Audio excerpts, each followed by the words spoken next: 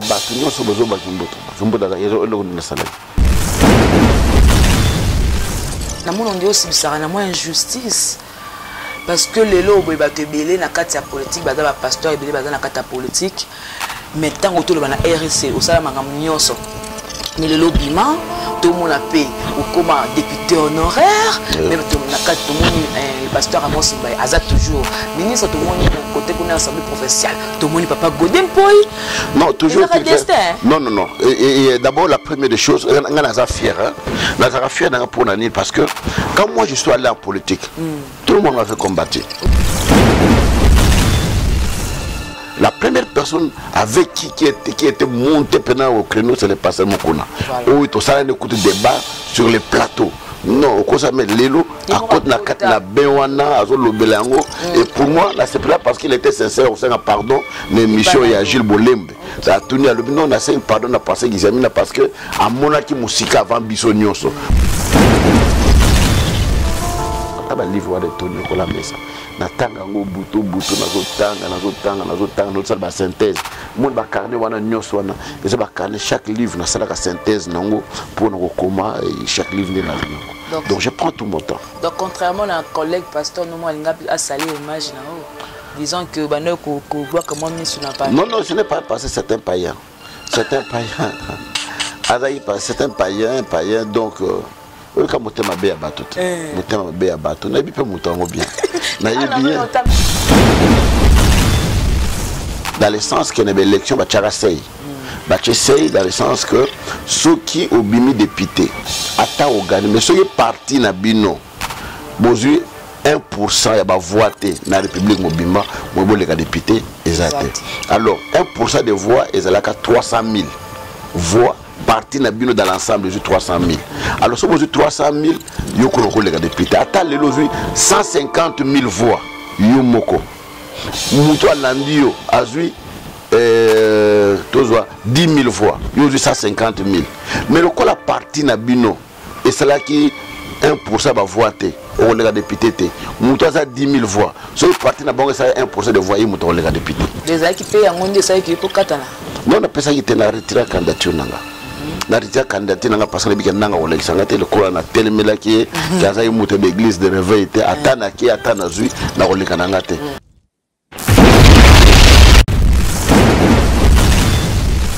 Congo Victoria TV abiso moko tolanda tozua banuze Congo Victoria TV ajibe kumalota le boss tolanda tozua banuze bala poto bana kin bana Luanda partout dans le monde Congo Victoria TV abiso moko ya boss jibe kumaluta hein, le gouverneur. Check. Vous nous captez 5 sur 5 chez vous et partout à travers votre site Congo Victoria. Madame, messieurs, bonjour et déjà bienvenue dans votre émission Micro Libre que moi, Jemima Ibele, autrement dit gros bébé de la presse. J'ai toujours le plaisir de vous la présenter sur ce plateau aujourd'hui. Je ne serai pas seule, je serai avec un grand homme, un homme que je respecte beaucoup. Il est en même temps pasteur et aussi un acteur politique. Alors, je veux le recevoir en sa qualité d'un homme de Dieu aussi. Un acteur politique, c'est avec lui qu'on va un peu de parler de la situation, tout et surtout dans la Katia église par rapport à la mission où nous avons appelé ça Kibango pour conduire Bananzambe na kota bokonda likolo. Est-ce que mission nous a réussi et puis to kosongola makambo belé ma etali makambo ya politique. D'abord je dis merci à celui qui est derrière cette caméra Gisolo Ndasala Kimsala le Kakitoko aussi, merci beaucoup na Moïse le prof ndeko za image aussi, merci à notre boss JB Kumaluta hein, donc le faux pétrolier de Dallas. Je vais recevoir pour vous aujourd'hui le pasteur, le représentant légal de l'église la puissance du nom de Jésus-Christ, le pasteur Kiziamina Kibila Jean Oscar Oyebie alobaka bien tokolo kaelelo gisolo le mekofungolanga avec mon invité spécial. C'est avec lui qu'on va essayer un peu de parler. Voilà, donc bonjour pasteur. Bonjour ma soeur. Comment allez-vous? Non, Dieu nous fait grâce comme vous le voyez avec les temps qui courent, mais on a bonne santé et puis Dieu nous garde, Dieu nous donne des souffles de vie. Ce matin, on est content encore parmi les vivants. Voilà, nous lui disons merci. Voilà déjà des mots que par rapport à la temps, comment le pasteur qui s'est mis a vu par rapport à la Covid-19 la pandémie moko vraiment terrorisé, c'est comme si c'était à genoux, c'était une demande à genoux. Oui, les gens parlent de la pandémie, la peste, la maladie, même à l'époque la Bible les alaka. Voilà.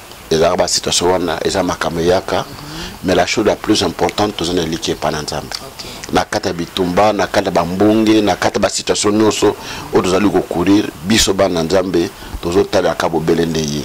Parce que la situation est très difficile, surtout tant et bandaki. Je me suis retrouvé en Europe.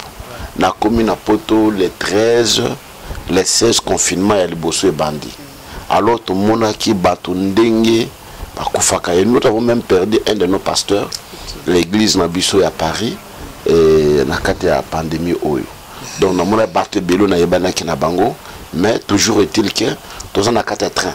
Na train tozali mutu na mutu qui na arena ye la commune na rebo ya kiti eliwa nzama sala ngo te bien to kufa na maladie boye ou bien accident ou bien le cambo mutu na mutu na ndenge nzama bongisa ndenge na ko bengela ye mais la pandémie mo est très sérieuse mais tozo bondela ke nzambe acha loboko eleka ta lokola mboka na biso ya Congo oyo ceux qui l'ensemble mais les dramatique et puis catastrophique. Dans la situation de tout matin, la bise plein, ma combi, ma camona nyoso, mais nous avons battu la bise qui est le camamore comme la bise. Voilà, merci beaucoup, pasteur. Ozali, Nathan, il y a séminaire et nakata thème nayo, ozolobe la moisson. Alors, batou ebele oyo, baso participer. Ma question est celle-ci, pourquoi c'est moi pour qui témoigne à moisson?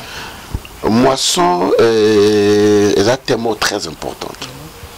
À ma qualité de pasteur, je suis en belé koloba, na salle la Nzambe, vient na changer té, na pesa na église, na semaka, na bukakate, pour na nini tout ça. Alors, ndama changa na motema pour na relaxer bana Nzambe que Nzambe za motote pour akosa. Bien lui que oyo mutalo na sanini akubuka ngokaka. Mais pour ni yo loni obukite. C'est par là na yeko expliquer bon OK. Pour na kolona pour buka d'abord, il faut lona.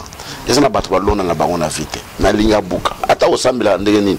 O parlera langue yena mabele kaka boye o loni te o bani o parla langue o bani o sambela. Bilo o botate parce que yo sambela.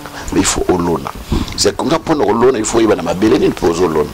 Mabele za lolenge bele so lobi mabele ya nzube zali ya nzele zali ya mabange zali mabele pe malamu zali yesu kana mabele te pe mutu fa yeba eloko nini azolona osoka pe eloko zolona te parce que so zonguba epolo loni est-ce que okubuka te nguba ba forum baliango loni okubuka te mais il faut yeba pe eloko nini ozolona pe la saison nini ozolona parce que okokolona mais les saisons en côté mbule betakate la période en lone okubukate et puis na meme bango pendant na mozindo ya comprendre qu'est-ce qu'il faut-il faire attaque moi nanza maloba na biso zali semence olobakani ni kat na vie na yo na maloba bana na yo ba semence nyos wana voilà pourquoi na meme bango tina suka ko lakisa bango place à prière na kata semence et ba sacrifice et ma kamnyos et singeli ko sala et suka nango to lokanda ko bondela pour que moko na moko ameka kubuka na mbulo oyo ibaki kolona. Par rapport à moisson, c'est que la famille aussi, ils ont fait partie. Parce que ce qu'on voit dans la famille, ils ont la Kilimabe. Attention, il y a une église, ils ont délivrance. Et puis, passe pour mon bouca. Non, ils ont délivrance, ils ont bouca parce que il y a un Rolanda. Mais tant qu'on côté 4 naïs, comme il y a musica, il y a une famille sanini et 4 années. Comme si ta famille sur le plan spirituel, ils ont appartenu à la famille Nzambe. Et c'est très très important au Seigneur le Batouaïba. Voilà, donc comme j'avais dit que Tozana, le pasteur Kiziamina Kibi l'agence car Ngai Naibi Oza fondateur, il y a RSC. Oui. Vous faites toujours partie Nakatia. Non. La RSC ça fait plus de 14 ans. Okay. Plus de 14 ans de loin à RSC par rapport à Makamoto vivre les lots. Alors moi j'avais quitté bien avant que Makamo s'empirait. C'est moi qui ai fait les statuts, voilà. C'est moi qui ai payé pour que tous F92, donc au règlement de l'intérieur, nous, na salonga moko, na futambo moko, makamtu na salonga moko. Maintenant, les autres partenaires na NRC pour vous aider. Non. Tous on a au conseil. Tous on a au conseil. Na au conseil, nous sommes dans la plateforme là. Dans la plateforme bengaka CPC. CPC est une personne juridique nango. Mukuna, azana c'est une plateforme là. La BYB AMEC. Azana nango. Godin pour exemple na plateforme là. Je passe na plateforme là. Le projet sur la plateforme là. Ba pasteur rebelle basa la plateforme. To sangana. To zo siko autorisation mususu. Où ils ont 500, bah église union de réveil. Et en fait, en réalité, nous avons cause d'interface parce que l'article 2, il y a statut, il y a arrêté, l'État reconnaît le Haut Conseil comme les seules interfaces. Sur l'État, c'est un problème à s'adresser au Haut Conseil pour défendre l'église union. Mais oui, ma politique en bon à cette époque-là, donc reconnaîtra les bisotés. On reconnaîtra et laisser Moutoura coucher dans la place où on a mis. Voilà, merci beaucoup. Nous avons une annonce par rapport à la mission. Les lois,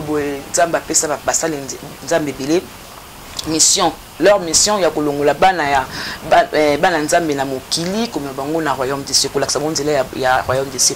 Mais vu ce qu'on a toujours mon allélo, pasteur, même à la télévision, on ne sent plus les messages. On ne sent plus que nous, les pasteurs se focalisent plus na kata ba fertilité, na kata koswana entre bango, na kata ba buzz, d'autres personnes, d'autres pasteurs, pour ne pas citer leur nom, ils sont devenus des porte-parole, il y a des artistes musiciens. Et toi, les logos à père à réveil. L'église La Puissance est presque partout dans le monde. Tu t'es dit quoi au fait? Non, il faut que malamu que na kata famille de Tobota Maraboye, au cause na papa moko bien éduqué, bien instruit. Voilà. Mais ça na mwana mo mutu ebeba. C'est vrai. Au moins mwana mo boye ya papa wana amela radiamba, amela masanga, abundaka, asalaka boye. Mais bon banu ko mais papa vraiment ça papa mo kimia, papa wa tanga za professeur universitaire za médecin, mona uta wapi. Ndeto lubana mokilia wake, babota mwana na babota motemate. Et de même dans les seigneurs, tout ça pena batande ngwana, tout ça na batu oyo atabolobi ni bosande nini, eza lulenge na ye. Alors to tira bono mabuka nzambe, oya yeba bango, oya benga bango, akoyeba ndenge ni na ko orienter bango malem. Muto changeaka. Muto changeaka, tout ça na confiance on dépend en nzambe, mais tout ça le Congo est laïque. Et muto na une association na binoté, malgré la bien église de réveil. Bon, qui nous suspendent ces bases. Les autres saluent l'image, non? Bon, ça, les autres, besoin de texte. Parce que nous sommes partis, qu'on l'État, que non, nous sommes comme Moussoussou. Le collab organisation est allé. Bon, c'est un église qui est une organisation. Pour nous, la possibilité de contrôler. Pasteur wa sali mabe par rapport à texte pour le bon yo sala ki boye o teyate o sala boyete mais le kola muto na zana kate l'état lebité Congo za laïque muto za libre o sala makambo na ye so walinga sa l'église o sambela mutaka la ezaye asa l'église o sambela muto na se makolo likolo etali donc injurier les autres pasteurs etali donc ye muto o sala ngo et c'est là où l'état congolais nous a pas favorisé je pense l'état congolais sala ndengwana a divisé biso pour bien régner.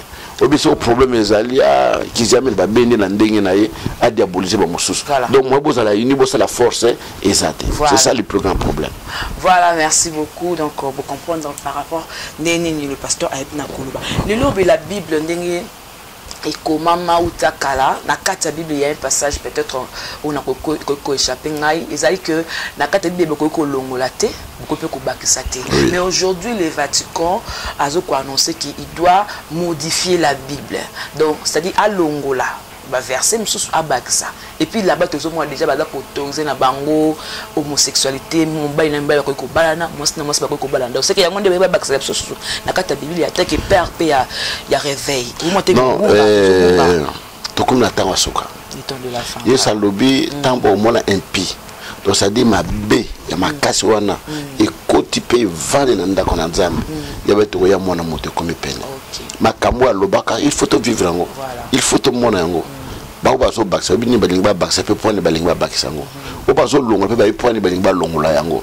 Mais biso o to benga me pa na nzambe. To yebi que Bible lobi to bakisa te to longola te. To landa makomi ndenge lobami. Mais lobi o ko bakisa za anathème. Az alla kila mama be.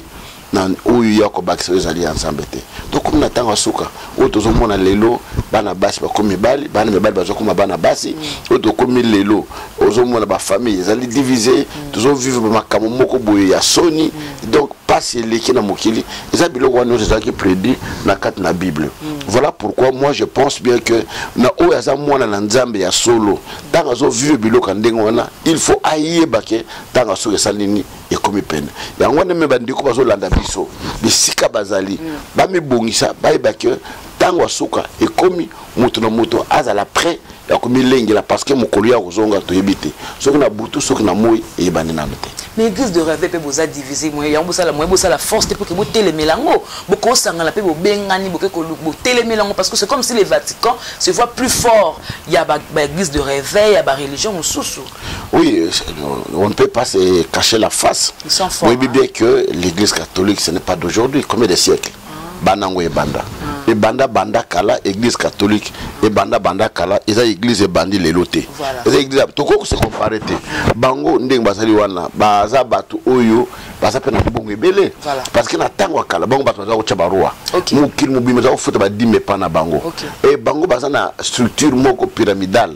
C'est-à-dire que baza na papati na bevek balandi na se, c'est-à-dire que ils reçoivent beaucoup que nous. Ba terre baza na yango. Baza ko bango ofele. Batonga bani nyoso. To se comparer na bango te.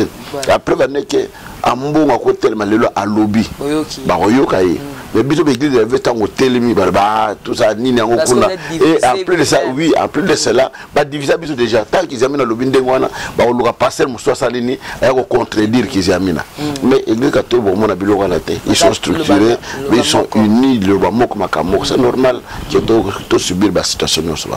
Voilà donc le pasteur a très bien dit. Mais pasteur ngai na habité na monondi aussi bisara na moins injustice parce que les lots ba te belé na kati ya politique ba ba pasteur belé ba na kati ya politique mais tant autour le na RC au sala mangam nyonso mais le lobbyman tout mon paix ou comme député honoraire même tout na kati tout mon pasteur Amos Mbaye aza toujours ministre tout mon côté qu'on a assemblée provinciale tout mon papa Godem Poy non toujours non et d'abord la première des choses on a fier fier pour l'année parce que quand moi je suis allé en politique tout le monde m'a fait combattre. OK. Oui, que ceux qui n'ont pas l'église Koufa. Parce que c'était un moment où bah pasteur news la télévision passer le côté politique azaya nzambete abengwi boina boye azana molimo na nzambete et bandi moto zana bon église muso za faible alors yo kande passer côté politique na longwe boina bo tout ça mais maintenant je suis fier de comment que les gens ont compris des choses. Tu quoi? La première personne avec qui était monté pendant au créneau, c'est le pasteur Mokuna. Où tout ça, on écoute débat sur les plateaux.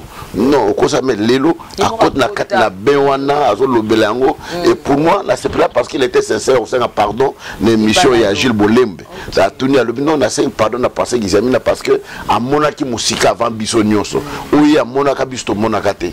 Alors, vraiment, à ça qui n'a raison au Salayango. Et j'ai été tellement combattu par rapport à la sincérité dans dans un parlement, il faut pas changer la constitution. Ngana boui va changer la constitution. Ba député nous sommes yebi n'époque na biso tout na bango.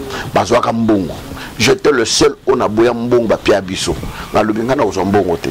Ata na bono zwaka keza mbongo lubi ngana kozambongo. Le seul on a boya mbongo. Alors pour na bango monake na salaki diffamation na respectaka te boina boye na 2011 tant que l'élection na gagné pe na CG ba sala nyos ba longola ngaka na parlement te ba longola kinga na porter bango plainte donc ko sama na Canada tant que sama na Canada union interparlementaire Congo a échoué na gagné procès wana ba sengi bango ba zongisa na parce que ndenge na lakisa ki ba voix na zoa kama ndenge lekaka ba arrêter ndenge zalaka ba tuna obemina ko ba shadari ba nan ba kela mo na 9 ba kela na 9 avocats non ça une avocat yoka yeso bon tant to présenter ba situation no wana na gagné procès ba sengi bango ba zongisa nga ba futanga ba yaki ko ndimake ba bando futanga mais malheureusement ndenge zaki wana ba futanga te ba pisanga te eloko moko te eloko ba pisanga te eloko moko te ti lelo après tant bayo ko sala recours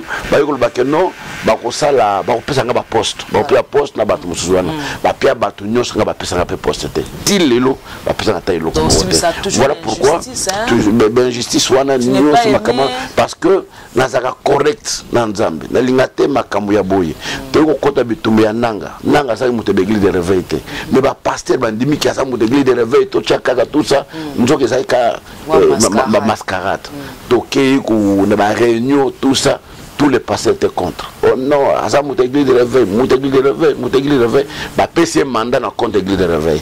Mais na souka na lelo j'ai mis encore le pasteur Kankenza dans l'émission il y a Bosembe il y a Nani comme ça Christian il a reconnu non les pasteurs qui avaient raison to yebaka que na tango wana ke asa mutegli de réveil boye mais tout ça mais il le savait voilà biloko nyonso wana on a lukatoza na droiture ya boye ndi mimilanga bitumba mais je resterai toujours comme je suis.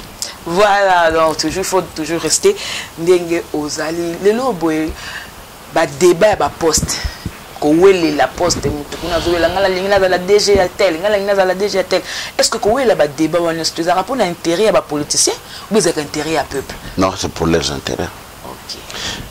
Oui, le peuple ça la coloca le col escalier to bien en politique en tremplin mutu alinga matesika moko boye à la du peuple ngai d'abord le peuple ngai nazali boye ngai nazali boye alors le peuple congolais aussi tout ça naïf au monde kaka a to voter moto to simula ta ko mi wana abosani asal makamunai ta ko zonga ah non botala bosala bobo ba pesi susu mais sous autres cieux tant ba pesi mandat ils à la présidence ils à la députation ils à la songolo ils à la boy soko sali ba moni ba résultat te na makamyo sali ba on peut se confiance wana te mais congolais tellement passé l'équipe ba bomi bino nzala ba iba pesi bino lipa au Bossani, au t-shirt, au Bossani.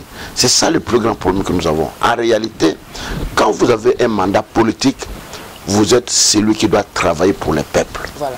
Vous savez, le président Gbagbo a dit une chose. Alors, ceux qui mutalinga comme riche na politique, aza moyibi.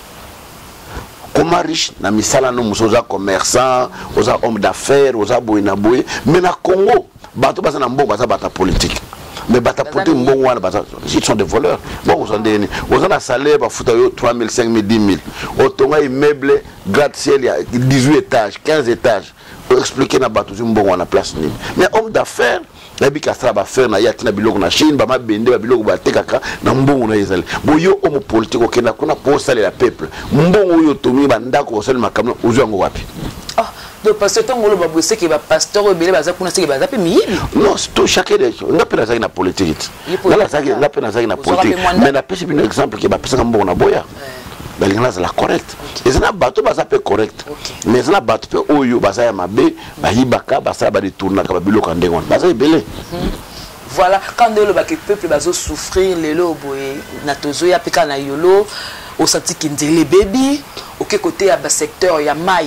N'en parlons pas partout des bidons par-ci par-là, électricité de Kolobate, le lobo 5 conteneurs, il y a Snell, Ponayo, aux hommes qui ont mission ou alors Moussala Oyo, va soutenir chef de l'État.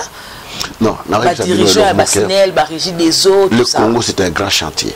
Rien ne fait au Congo. Au moins du boss église. Oui, on a regardé sur une carte député, mais Ero Sobong Sina. Donc, au moins du boss église, il y a mis balai. Fleuve yango wana bakala mongoyo maya njile ezali maya ntsonge ezali mais na banda kwa bato maya ezate. Qu'est-ce qui nous manque? C'est la volonté politique. Tous en a courant na mboka na biso to pesa courant moins na 13 pays na monde o to kiteki la bango courant biso moto souffrir peuple yemo za mama moko boye na kata ndako olambaka o sepi biloko lambe o teka ban bala lanzala. C'est ce que nous vivons aujourd'hui. Et puis au comment na kata budget mbongo ya courant toteka na libanda ekota na budget l'état te eza mbongo ekendaka na ba département na ba konzi makamlo mbongo no se konda budget l'état te et puis même o ya kati ya mbongo ce qu'on appelle coulage des recettes ça dit que mbongo ya ba société na biso au moins pas ba lobi que société telle a reversé na budget l'état kaka 100 millions mais société wana zoaka 500 millions par an mais ba cheka 100 millions 540 millions 400 millions tikali ba kabula niveau na bango budget mboka moyen mata Avec 5 milliards, avec 100 millions d'habitants, il y a des infrastructures, il y a des écoles, il y a de l'éducation, il y a santé, il y a des nzela. Bon, ça, c'est le pas même possible. Nous avons la maman, on l'a mis sur son moko, on a 50 bano kabole la bango. Moi, on a besoin de le côté. C'est que nous vivons aujourd'hui, des défis tellement ébellés, mais nous avons des budgets vraiment indésirables. Donc c'est ça qui bloque pour que le président de la République a ça malam. Mais tout ce qui les bloque, c'est ça. Il faut le président abêter les conflits là, mais ça a tellement de corruption, ma coulage de recettes, ma tout ça. Moi, je suis allé dans une province, dans mon hôtel, il y a déjà moko, il y a beaucoup d'abisso. Mais on est à souka. Voilà, yibi mo baleta. Na 5 ya pamba au bâti 5 ya pamba. Tali hôtel ya tonga on me non nazana porte bien nazana mbokani. Donc la réception pour aucun au côté la chambre yo ba moto mogeza wana ba kosoa na moto ba ke okota ça yo. Na 4 kozanga na 4 hôtel. Na 4 hôtel kana konsi hôtel wana. Donc ba moto ya 4 pine wana oti ba gari ba ke kotika yo. Ozota lubi toza wapi. Mais dans l'entretemps, la société va salir 7 mois, va foutre à bangote. Mais mouta sala bilokande impunité za nakata mboka na biso. Mouta de tourner mboka ba opinir ete ba sala lokomote, boyoka makamele kana onatra, ba simisa banda kutoya onatra na nyongo. 30 millions de dollars parce que ne mona nate. Ba to pe bazali bazo tamula na bango. Et ba makambo bele na kata ba détournement na bo je fais par-ci par-là, ba mbongo na nyos tout ça. Ba to tchana ba poche. Donc kangi moto yibi mbongo lelo ba kotsa na prison 3 mois après ba bimisio. Bon ça les logoni. Et certains disent à lui attends na yiba kotsa na prison ça 2 ans 3 ans na obima ngai. Même na za libanda 15 millions wana ligana zo ngote. C'est maintenant qu'on est à 3 ans na bimna kutambongo na ngai. Donc tout ça c'est normal. Alors sous autres cieux ba okangayo ba boto le biloko na yo nyonso ba interdire yo ko ça sur politique te o ko na fonction publique te na musala l'état ba kemba musu musika bana no famille na yo ba ko na musala l'état te. OK. Mutu so comme na robanga. Voilà. Alobité na sala ndengo na te. Mais pas na biso bon. On laisse tout. Aujourd'hui, le Premier ministre Sama Lukonde n'est pas encore investi officiellement. Mais non, les dépenses autour de ça, cortège, les dépenses autour de ça, sous logement, les autres comptes dans la caisse privée ou les autres comptes dans la compte. Non, l'État, il est déjà la caisse à l'État, c'est l'État qui prend en charge. La facture ne soit. Oui, il n'est pas investi, mais il est nommé. Il est nommé, et dès que tu es nommé, si on va nommer par exemple le PDG, avant même au compte na fonction mais tu as déjà l'argent, tu as ton salaire, on a la prime nayo, on a ma camion, soit lilo oyo, on ne le souhaite pas, il sera comme premier ministre, mais malgré investiture de côte nantais, tout ça, budget naye, hôtel naye. Place Azali, il paraît, c'est 8500 $, suite présidentielle, ou Place Azali. Dans 35 jours, déjà, et ça est 294 500. Ou yo, ou on a chambre hôtel. Ça, vous comptez au Koulia, ça, vous comptez au Mela, ça, vous comptez au visiter, bon, tout ça. Et Tita, on a investi, on a 500 millions, et demi, 500 000, et demi millions. Alors 500 000, combien d'écoles va coûter? Nous avons bonne beaucoup salate. Balabala ou yabiso. Mais les autres qui ne can't on peut jusque là peut compromis les autres amateurs au salaire. Et puis jusque là peut gouvernement les obimate. Gouvernement les obimate parce que. Parce que la nat. Walinga ibo pusanga ka finance. Ngana lingba pusanga budget. Ngana lingba pianga ka mine. Ngana lingba bo pianga ibo. Donc ma poste wana minene bazo wela mutambo pa bike so na zo finance na binde ni na kozala bazo luka mbong pour la 2023 so élection kozala baton ba sala biso sadak na mboka. Mais étant donné que le parti politique nous alliés na AFDC il y a papa so modeste batch il peut à Longwa qui est pas papa la Joseph Kabila pour le Sénat. Et puis pour la 5 postes, 5 ministères clés. Non, il y a Longwa pour la bongote. En réalité, nous avons des alaka. Tant qu'il y a des élections, si vous gagnez, bataille à propre politique à chaque parti. Nous avons 100 députés. Nous avons 40 députés. Nous avons 20 députés. Nous avons 3 députés. Si vous avez 100 députés, vous avez 10 ministres ou bien 15. Il y a Bilbo Tchabatou. Bimbo bimbo batomi balé bon pesa boy et puis batal ba institution ba lobi loko les andengwana bino bato bozali bobimi le premier botia premier ministre biso bato bimi deuxième totia président ya assemblée bino bato bimi troisième botia président ya sénat bon bino bato bimi quatrième lokola bozwi ba institution te topesa bino vice premier ministre ya affaires étrangères topesa bino boy alors na kati ya ba parti wana parti ya bati abimaka deuxième. Voilà. C'est-à-dire que pour naïe, le qu'on a bien besoin de primature, vous pouvez être assemblée. Vous pouvez être assemblée. Bon, le qu'on peut être assemblée. Vous pouvez être sénat. Vous pouvez être sénat. Donc c'est-à-dire que nous avons travaillé pour nous à institution vous pouvez être alors vous pouvez être par exemple na cas on va penser qui Alexis Tamouamba. Il y a un indépendance en député. Azaka yemoko simana yata député. Comment nga muto azana 40 députés, bo pesingate muto azaka yemoko azata député, bo pese poste en déwan. C'est cette injustice là et c'est là qui a battu à l'eau. Et d'abord juste aujourd'hui, il y a un principe. L'injustice crée la frustration. Au milieu de ça, même dans ta famille, ba pese batno sur le ba pechoté. Cette injustice on au peso au sekate, au peso passe.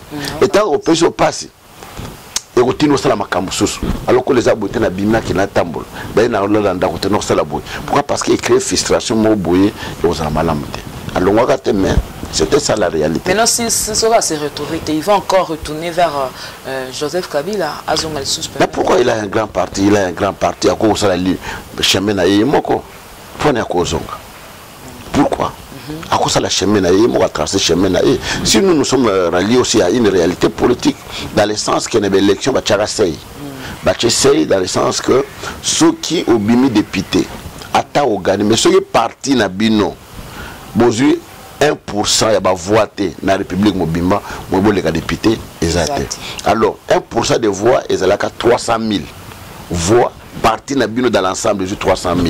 Alors si vous avez 300 000, vous avez les députés. Attends, les 150 000 voix. Vous moko. Moutou Landio a eu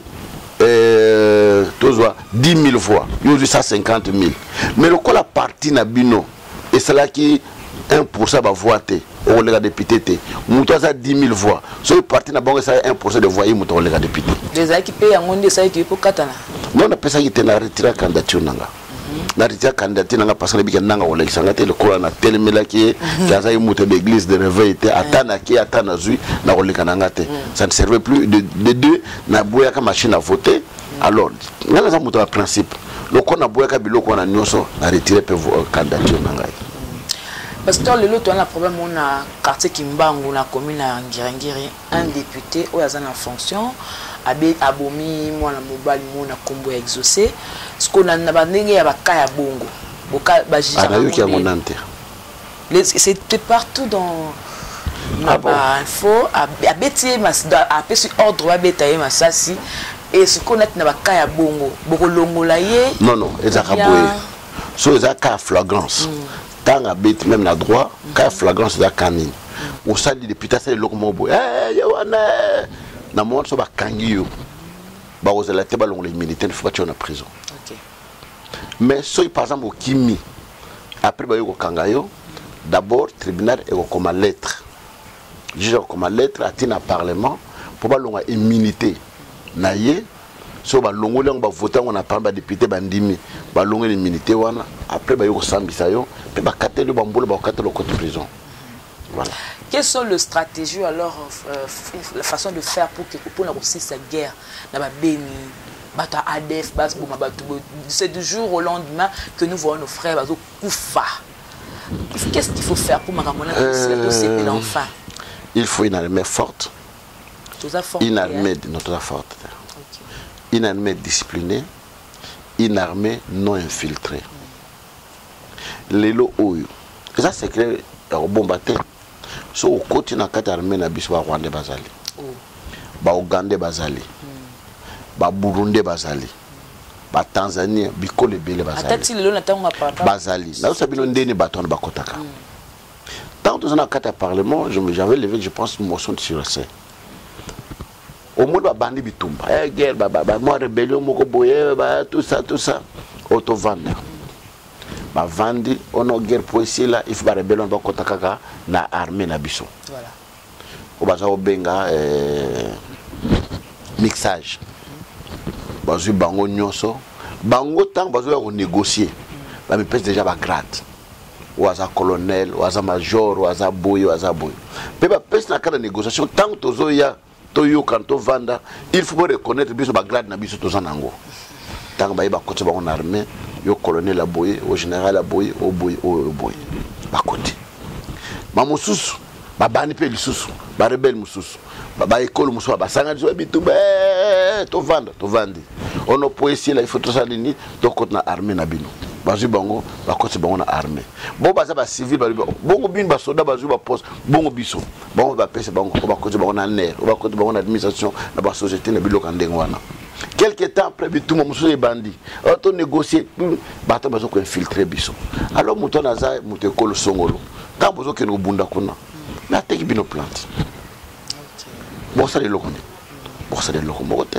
la preuve la tangana kena kuna kena osama na Guinée Rwanda asama na lingala te il a reconnu qu'il était rwandais mais il était général congolais et tant d'autres et jusqu'aujourd'hui bato na bazana kata armée na biso voilà pourquoi moi j'ai proposé l'identification ya ba condition ya armée ba identifier bango yo za mutamboka ni province no ni batine bat gouverner yo za kro kene na mboka boy tuna batamboka wana est-ce que muto za mutamboka wana okomona ke bango so ko kimila bango na akima mona na kata akima na ye mais maintenant comme il y a des alliances nocturnes qui se sont faites dans makamwe belé muto salango azate et nous allons subir jusqu'à ce que peut-être makamwe changer dans le cas contraire guerre est aussi la lelote parce que c'est la partie la plus riche il y a Congo puis Afrique où la matière première nyonso est vendue kuna.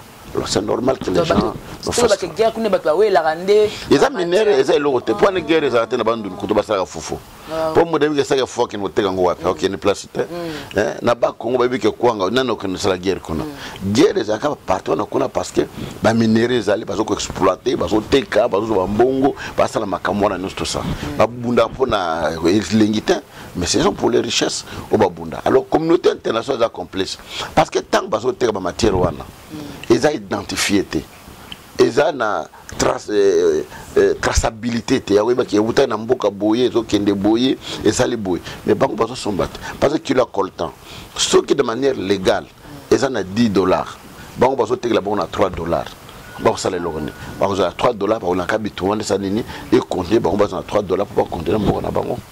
Vie Maramde Tambola 2023, il y aura élection.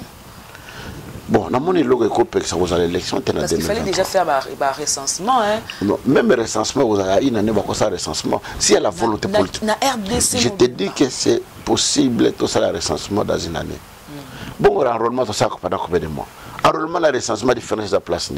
Si kabat poto iba oaza congolais congolais surtout le but que ville à Kinshasa ba ça le recensement dans ba quartier ba chef de quartier dans ba commune tout ba ça recensement au bout d'une semaine 2 semaines tout ça le recensement dans ville à Kinshasa toujours dans ba province partout s'il y a la volonté parce que les politiciens ce n'est pas ce qu'ils disent ce qu'ils font makambo azo lobeza mususu mais il y a un agenda ne mususu ayonga na loba na livre mon na komaki na comment na lobby ceux qui mutazo lobelo likambo kolingate o comprendre makamuni na zo loba luka oyeba ni na lobité na makamazo yebisa yo baka ja vient de non voilà il faut to kende boy ba bika tambo zo kende ba ko tirango en longueur par bon to kende to bandaki boy pour le moment to kelizate dans la situation d'engezali ils savent ce qu'ils font mais en réalité nous reculons to sale un pas to zongi deux pas en arrière tant to sale élection en 2006 voilà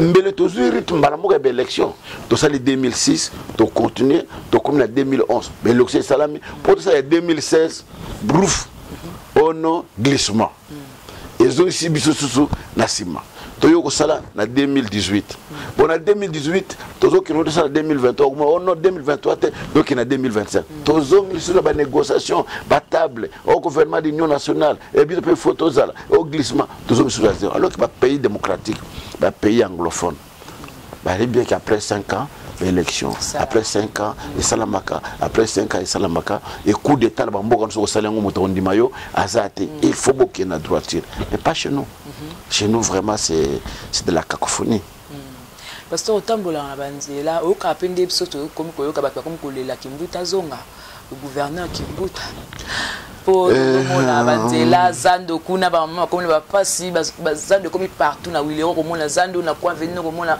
babalo partout comme bela kimbu. Tout ça na des théories. Nous avons les larbins et nous avons la théorie, la complexe de Stockholm. Voilà. Larbin, azali moto yo, aza esclave. Voilà. Mais azo se plan la position ya azali local esclave. Okay. Et puis, moto ba bengi azo souffrir na complexe de Stockholm. Aza moto yo, azo kumisa moto azo bomaye. Ndenge tozo na kati na Congo. Donc, malgré passe, malgré Mignoko, et nous acclamons. Dernièrement, le président de la République a fait un discours na Addis Abeba. À lobby, to kamwaka bato na Afrique. Ata bazo nyoka mamba bete la biso kama boko. Alors que bamboka musifuba bazala vraiment makasi ya usenga ba droit na bango biso na Afrique to senga kate. Ce qui se passe chez nous. Les athées, tozo bina na biso, au l'été, ozo kumisa. Moi na, azo kene classe te, yo ozo se plana yo. Donc, au kena musala ba futa kayote, no kena no kaka musala, tu es à l'aise, mais sous autres c'est les kamono sala mate. D'où na batu nyoso bozo ba kimboto, kimboto da yezo elo na salaki. Nzani na bonsaki. Ah bon, c'était parce que bana bango bana bango comme qui mutumala mais bango congolais à sa bongo congolais à sa bongo congolais zipi mbata ozu bombo pesi à banino au voilà c'est tout. Voilà, donc on tente sûrement vers la fin de cette émission. Pasteur Kiziamina, le lobe na mon nabino ya pasteur, la polygamie est-il autorisé? Non, dans mon avis, ça passe polygamie, peut-être il y a des divorces qui se font. Et oui, parce que c'est 12 femmes. Hein? Non, lui, non, pasteur Cass, lui, il a sa vision. De l'Ancien Testament. Lui, il a sa vision, il a sa façon de voir des choses. Maintenant, il y a le binon, on a pété, on a continué. Bon, il est passé avec ces 12 femmes à la télévision, tout ça. Donc, voilà. Donc vous avez même Ozangi Maloba. Bon, tu ne veux pas mettre oui, non.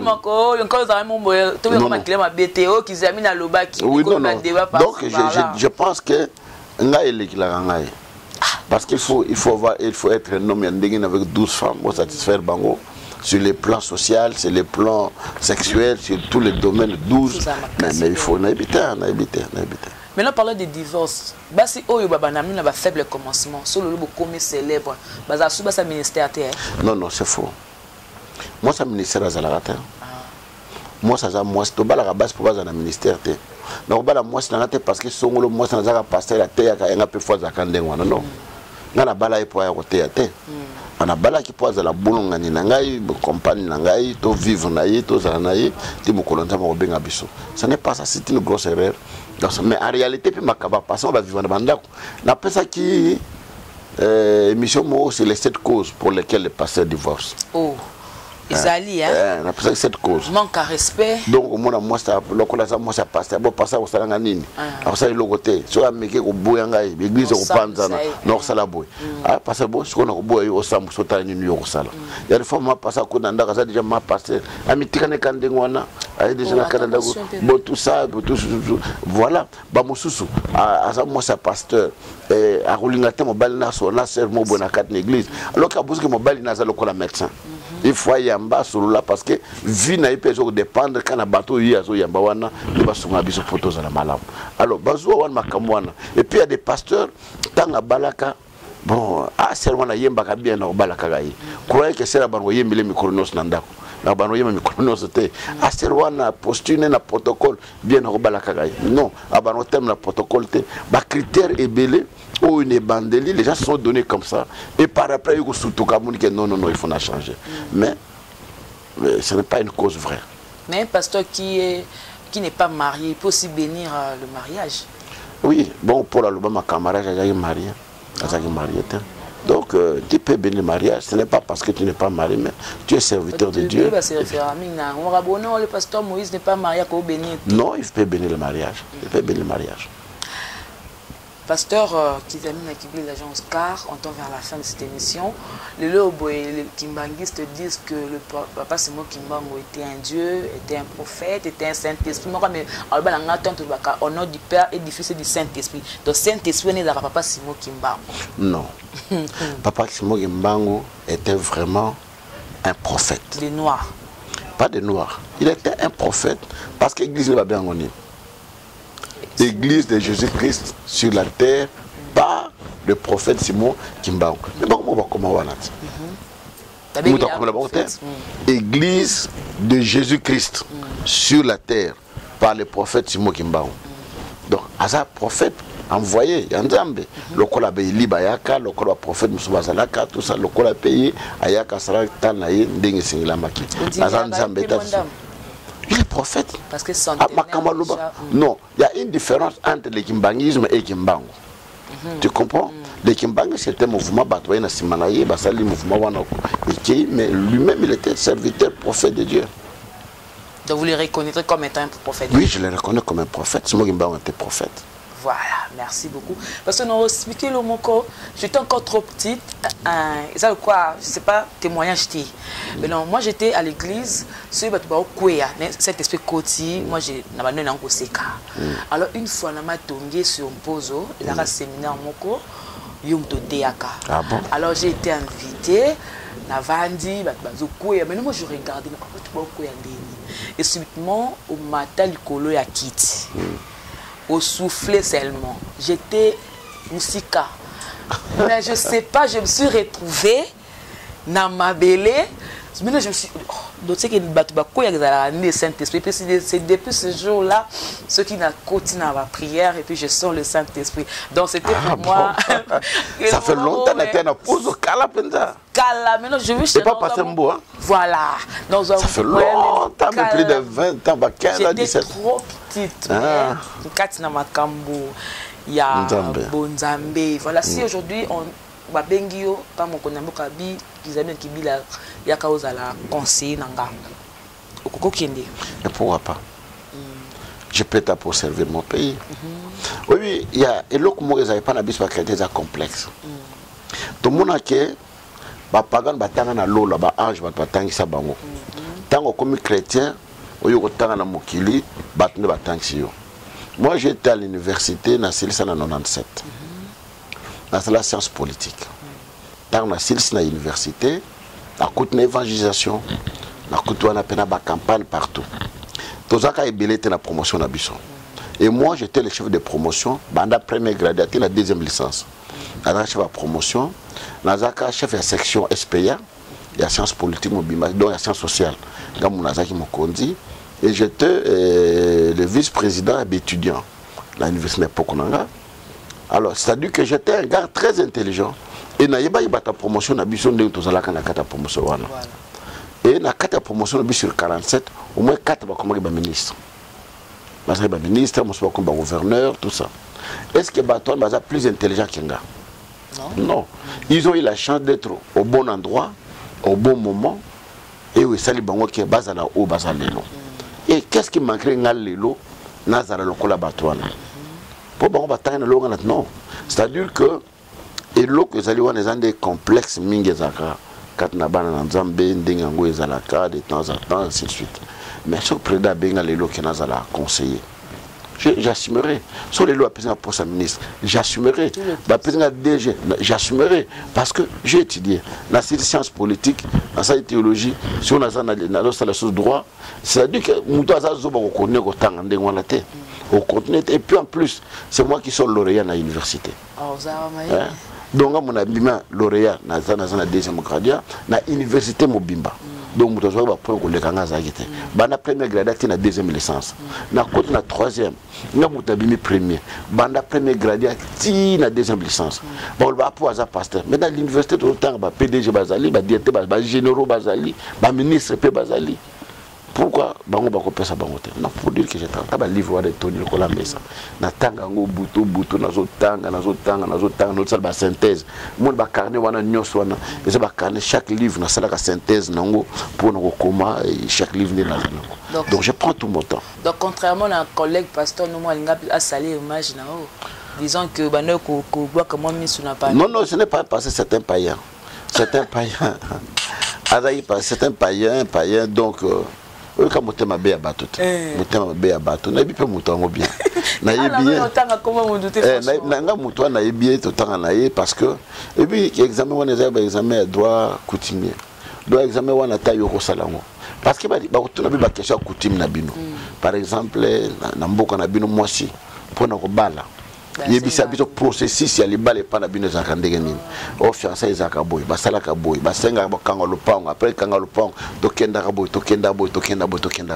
À la na coutume na bino so moi ça kufeli mobile, processus zakandegeni. Moi ça kunda mobile na yo bien zakandeni. On a processus na biso zakaboy, moi façon basterke, moi fale la boy. Bakata yesu ko basala boy. Bon na coutume na bino so moi ça bali bien mobile na moi ça balane. Pour bakina libala, nana choisi sa place pour ko kino vendre. Est-ce que est-ce que l'on est autrichien dans l'examen de Rwanda? C'est l'examen le plus facile, même au Tatang à Tarosalam. Il n'y a rien de spécial là-bas. Mais non, j'ai expliqué aux gens parce que j'aime bien garder le silence. Pour le droit coutumier, court net examen droit, droit des obligations. Droit des obligations, ils ont livre, ils ont 2 tomes. Cour on a 17 sur 20. 17 sur 20. Alors, ils ont un examen de cours en Autrichien, et en plus de ça, la plupart de les gens à l'université, ils ont à l'université. Donc, ils ont 10 ans après, ils ont professeur de droit pénal. La première licence, la deuxième graduat. Il y a celui qui a comme professeur Ganazawa. Étant dans la campagne électorale, il y a directeur de la campagne Nangaï. Tu vois, c'est-à-dire que si vous avez été au temps à classe, si vous avez dit, nous avons sauté, peu qui ma classe, mais moi, je suis tous les jours dans la classe. Mes coloniaux sont malades. Mais ce qui était chaque jour dans sala. S'il y a un étudiant qui est toujours présent dans la cour de la Kanga. Vous l'imbissez déjà? On a l'imbissé pour l'année. Pour baigner païen. Oui, ça n'est pas ça, pas gagnon. Pour ça, moi, on a peut-être quoi, on pardon. Alors, l'imbissé dans le lot à Salaki. Mais quand la personne s'est réfugiée, c'est un païen, n'est pas enfant de Dieu. Voilà. To comme il s'il faut conseiller le chef de l'État. Nathalie vidéo, maman va zo tombo la bilamba, maman va zo loba, papa loba qui yo ce que au longo abo il m'a respect à papa tu sais que de la société. So ko conseiller moi qui pour que non fait to ba CP là. Dans le président à l'entourage de flatteurté. OK. Ces flatteurs là nous tuent. Alors ma kambezo na mboka oza makasi o simbate o moni kaka yo ozali tout ça. Baton ba osundola un jour. Et ben na poto surtout baye ba ozon na bango na ba poto wana. Mais ya kotikala wana peuple. Asala ayoka. O singili ko sala. Azala kana bato te bazo betre maboko. Aza pena bato ko contredire que non chef likambo non wana ko sala maté. Et ko sunga parce que courant pour les malades négatifs faut être positif. Et sangani poto courant les cas makambo za malade. C'est très important on a ko le belé na niveau wana ya mi balé atala social ya peuple. À la société, la peuple, ils vivre ndegenini, banzela, il était dans l'opposition, marche, tout ça, et il avait dit, on a comme changé. Et tout le monde attend ces changements-là pour tout le monde. Qu'est-ce qu'on peut faire demain? Maintenant pour les enfants de Dieu. Bananzam peut bon, on a tout lingana vraiment à solo, tout le monde la prend en boca. Et puis dans le baraque, ceux qui ont beaucoup de temps blaté, ils ont naïveté à biso bananzam. Pour bien tout ça, nzamba ko sala. Mais non, tu le fais pour quitte à toi de te mettre en applicabilité dans ma camonzamba ligne au salakat nayo. Donc, bananzam to lingana, total anzam to bangaye to salé vraiment. Nous sommes à la fin de cette émission, très chers téléspectateurs. Je crois que ce va traiter M. Yali, non, pas de problème, je suis disposé. Voilà. Disposé, besoin de numéro Nangaï, s'il y a des actualités, je vous recevrai. Voilà. Je reçois tout le monde qui vient, je les reçois. Voilà, un dernier mot, pour que ça peut numéro, soit il y a bureau. Sans passer par. Non, pour mes alités. Donc, d'abord, on a passé une beauté, on a bandé Kunyoso. Au balandi biso la 4e émission et c'est Bazali, la remercier Jemimo na équipe ne mobimba et Colochen au Bayaminga pour battre belé Bayo Kangapé JB Kumaluta dans Dallas. Kumaluta. Oui, je la voir vu Nazaki na Dallas l'année passée en décembre. Nazaki na émission mo ya chaîne mo boye za wana Congo Mikil je pense. Congo promo Bayambanga na 4 émission wana. Donc merci. Nzama pambola ye na 4 na mosala kitoko bozo sana kat na chaîne na bino nzambe apambola bande kunyoso bananga famille nanga mwasi nanga bande kunyoso partout bazali nzambe apambola bango tokutana prochainement. Merci beaucoup. Les numéros vous avez donné? Le numéro c'est 09 98 22 22 67. Merci beaucoup l'homme de Dieu. C'était un plaisir de partager le plateau avec le pasteur, le représentant légal de l'église La Puissance au nom de Jésus-Christ, où ils sont partout dans le monde. Donc avec moi de Meke Beko sur la notre manière, question de faire savoir na Bananzambe, Makambebele puis na côté à politique ou Fumula Batunsu soumis sur Badalaki un peu flou. Voilà. Donc merci beaucoup à l'équipe technique et technique compagnie. Là je vois Guy Solo derrière la caméra aussi. Merci à Moïse le prof pour la moussala. Merci à notre boss JB Kumaluta, le vrai pétrole à Dallas. Tout est bien qui finit bien. C'était Jemima Ibele à la présentation. On se retrouve prochainement. Au revoir. Bye bye. Congo Victoria TV abiso moko tolanda tozua banuze. Congo Victoria TV JB Kumaluta le boss tolanda tozua banuze. Bala poto, bana kin, bana Luanda, partout dans le monde. Congo Victoria TV abiso moko. Ya boss JB Kumaluta, hein, le gouverneur. Check.